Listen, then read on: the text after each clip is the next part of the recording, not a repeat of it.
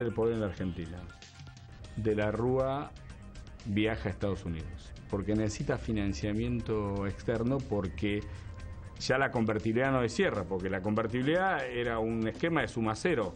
Ahí De la Rúa pide ayuda y Bush dice que no. El fondo ha dicho el desembolso que ustedes esperaban para noviembre y ahora para diciembre, no sabemos bien cuándo lo vamos a hacer. Y ahí la caída se acelera a una velocidad imposible de medir.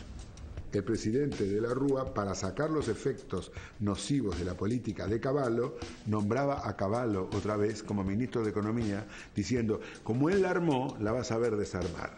Cavallo decía off the record, yo no lo desarmo porque es mi creación y aguanta. Y todo el establishment político le planteaba a Cavallo, o lo terminás o se termina el gobierno de la Rúa. Y Cavallo prefirió sacrificar a De la Rúa en lugar de sacrificar su modelo económico. Para mí fue una consecuencia lógica de la desorientación y sobre todo de la indiferencia de una gran parte de nosotros, que solamente gritamos cuando nos aprieta nuestro zapato y no cuando vemos al otro.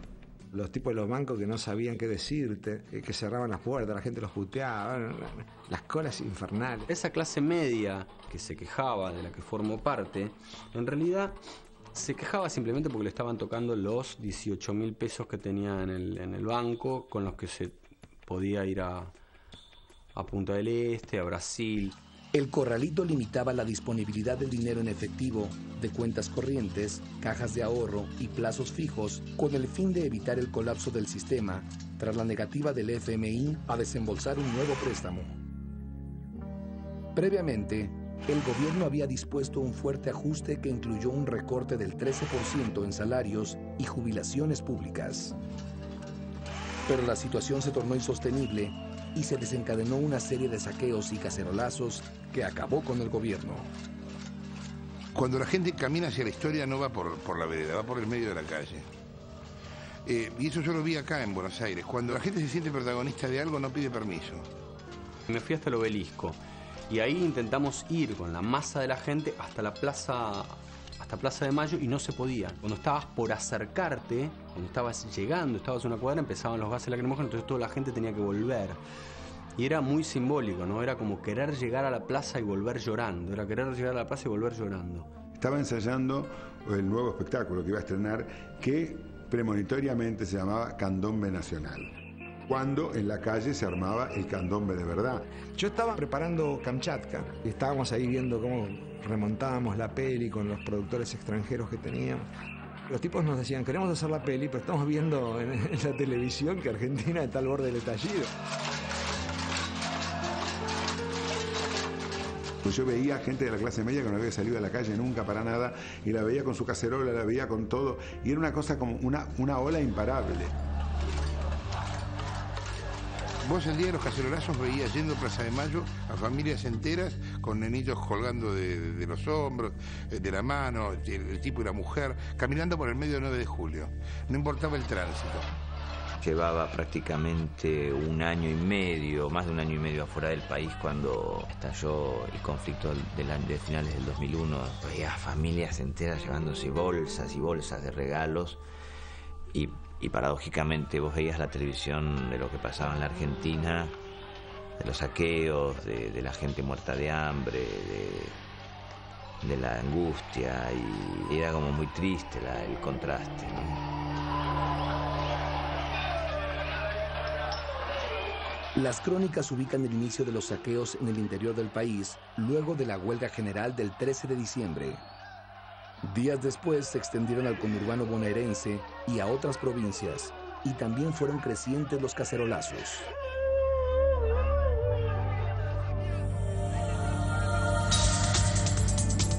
Estado de sitio por 30 días. Es inminente un mensaje de la Rúa. Lo dispuso el gobierno tras la generalización del estallido social. El disparador para el enojo popular que fue el discurso de la Rúa, sin tener conciencia de la ebullición que había en la calle.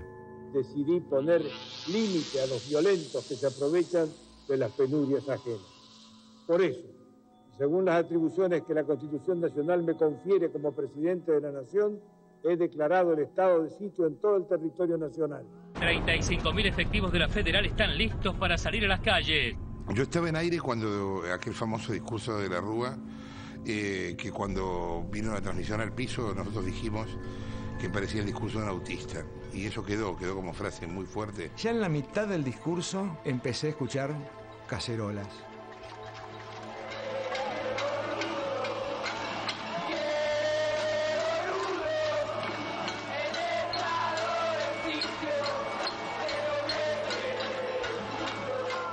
La situación se está complicando, gases lacrimógenos, empezaron Tuve miedo porque veía muerte, porque veía de los gases y de la gente que corría, de los empujones y el miedo. El saldo de la violencia hasta ahora es de 6 muertos. Algunos eran... Y de las piedras que volaban. Y quedé muy choqueado también por varios días. La sensación era que esto no tenía fin, que el país no iba a existir más. La disolución era absoluta. La represión ordenada por el gobierno de la Alianza produjo 39 muertos. La sensación de una crisis terminal era generalizada. Parecía que el país estaba al borde de la disolución. Y sentía que era el final de todo. Estaba muy extendido el grito que se vayan todos. Y por un lado uno lo entendía, porque la verdad que decía, basta de todo esto, pero ¿qué quiere decir que se vayan todos?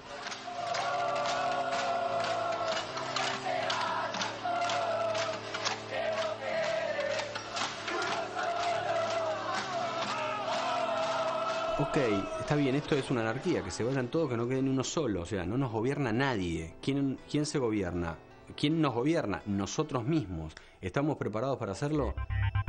El Congreso analiza la situación institucional. Era toda una gran mezcolanza, ¿viste? El famoso Cambalache dice, no había un por dónde. Todo junto metido en una especie de coctelera donde todo el mundo se sentía un poco responsable y donde todo el mundo se sentía un poco culpable y donde todo el mundo se lavaba las manos. Lo que tiene el cacerolazo es que con quién negociás, con quién te sentás.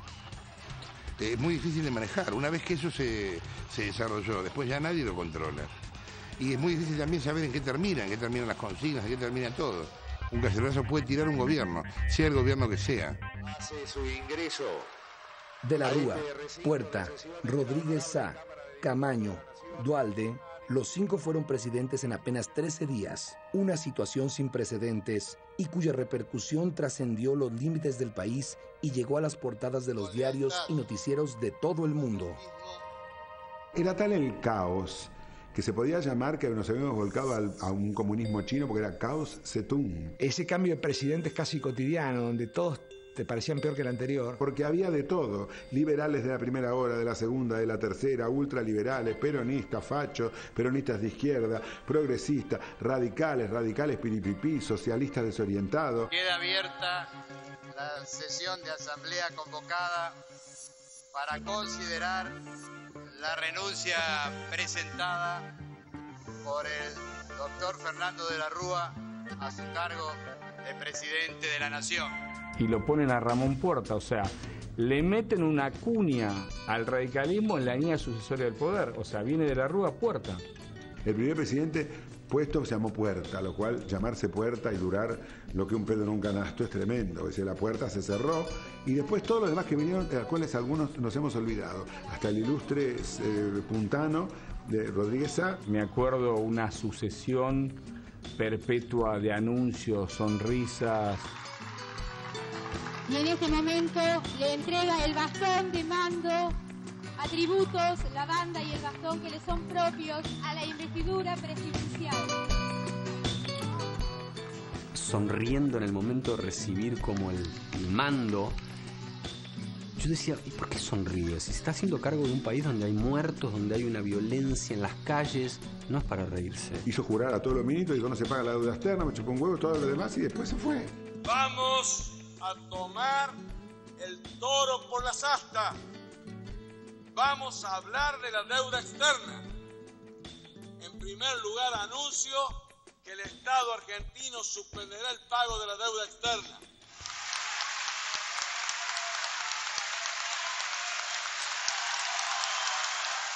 Después hubo un presidente que duró una tarde, que era el presidente de la Cámara de Diputados que asume el poder. Camaño, que parecía que estaba como trabado. Hasta que finalmente Duhalde fue y se hizo cargo. Alberto Duhalde. Era el poder real de Argentina.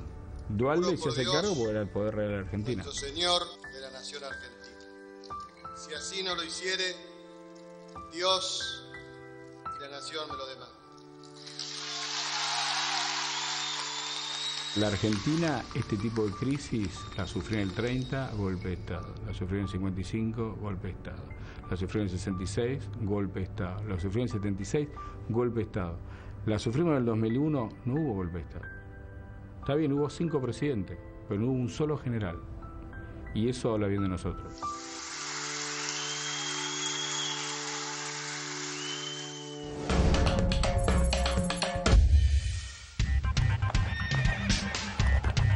Sin duda fue una gran empresa militar. Ese nivel de brutalidad, ¿no?, del cruce de los Andes. Es claramente épica. Es una cosa espectacular, ¿no? Es nuestro máximo héroe. Después de varios fracasos en el intento de derrotar a los realistas por el camino del Alto Perú, el general José de San Martín tomó la iniciativa de cruzar la cordillera de los Andes con el fin de liberar a Chile y más tarde a Perú, para terminar así con la dominación española en América.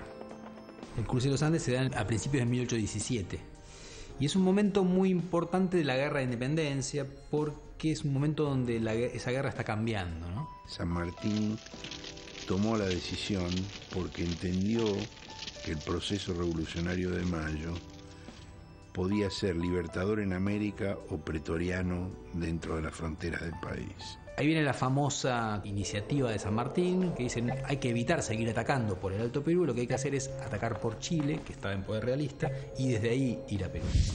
El 12 de enero de 1817 se inició la gesta heroica, que requirió de una operación militar de magnitudes inéditas hasta entonces. El ejército contaba con 5.200 hombres, 10.000 mulas de silla y carga, 1.600 caballos de pelea y 600 reses en pie para ser faeneados en el camino. Deja en manos de milicias de gauchos salteños en la defensa de la frontera norte, mientras se prepara en Cuyo un gran ejército para atacar a los realistas que están en Chile. El 12 de febrero de 1817 se libró la batalla de Chacabuco. El bando independentista salió victorioso y esto permitió la ocupación de la capital chilena.